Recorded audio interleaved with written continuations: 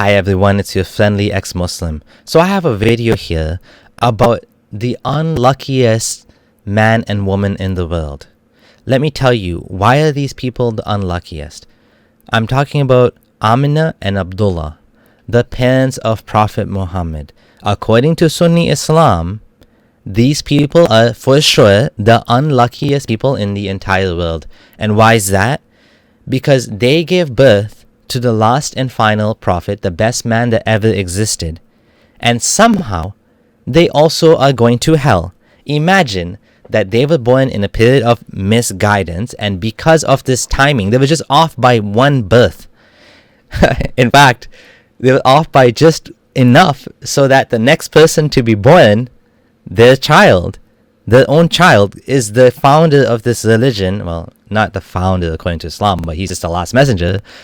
But according to this, they go to hell. They gave birth to a man that is the most important figure in this religion that sends them to hell. So by far, they're the unluckiest people.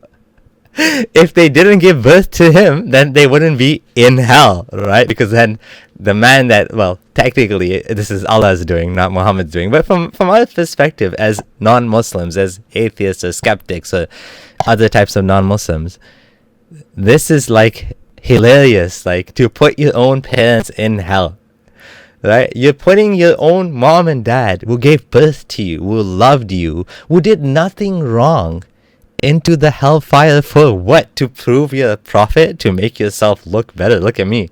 I even sacrificed my own parents. Well, I love them, but it's Allah's choice, not my choice.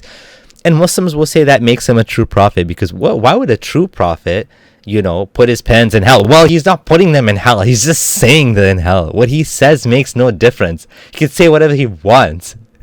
But if it makes his claim stronger, then, well, okay, I put my parents in hell. Yeah, they can be in purgatory, whatever. Like, you know what I mean? Let's see what Sheikh Assim Al Hakeem has to say about this.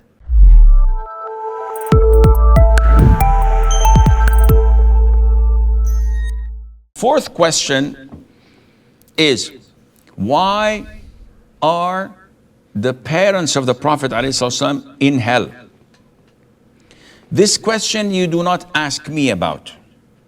This question is something that the Prophet himself ﷺ told us about, and the hadith is in Sahih al-Imam Muslim. His father, a man came to him and said, "O Prophet of Allah, where's my father?" So the Prophet said, "Your father is in hell." How did the Prophet know? Allahumma salli wa sallim alayhi. Because Allah told him. So the man did not feel well about the answer. The Prophet said to him, "Your father and my father are in hell." And in another hadith, the Prophet wept one day, alayhi salatu wasalam. So they asked him, "Why are you weeping?"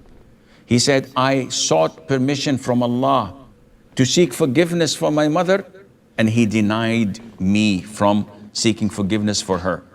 Which means that, in accordance to the ayah in Surah At-Tawbah, that the Prophet and the believers are not permitted to seek forgiveness for those who died on idol worshipping, even if they were next of kin.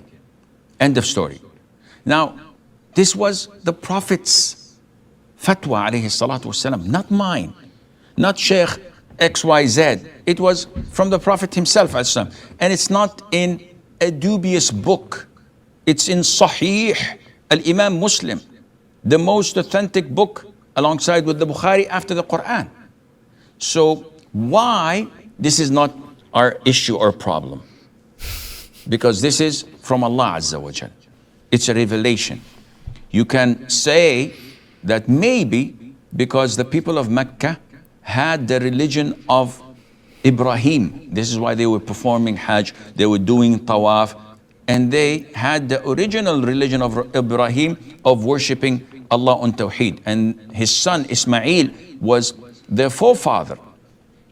And there was the religion of Judaism and Christianity, which they could have adopted anyone. So these religion of monotheism were there, but they failed to choose it. So those who failed to choose it would end up in hell. This might be a reason, I don't know. What I know is what the Prophet said to us, alayhi salam, we have to believe and comply, and Allah knows best. So now you've seen that it's actually true.